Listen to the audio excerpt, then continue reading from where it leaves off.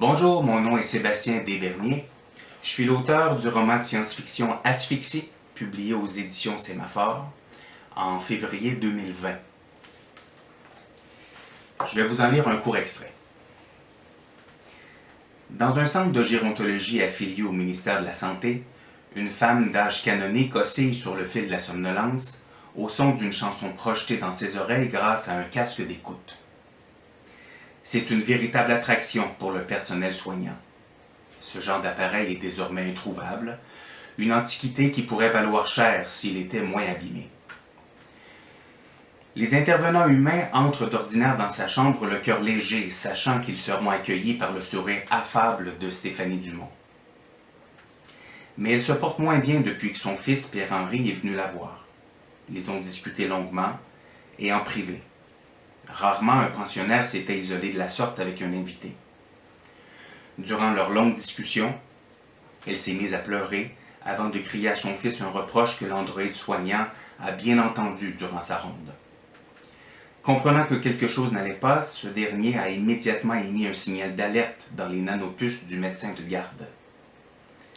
Le protocole a ensuite été suivi à la lettre par le robot, activer l'application d'enregistrement longue portée afin de transmettre la conversation en direct à son supérieur.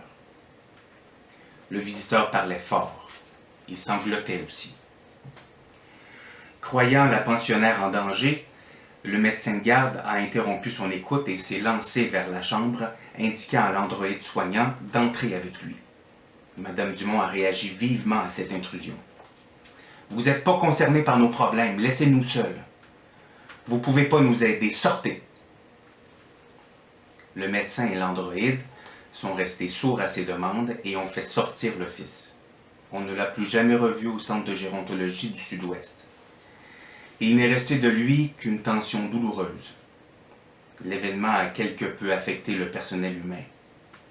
L'androïde soignant, qui a enregistré la scène, ne pouvait interpréter ses manifestations émotives.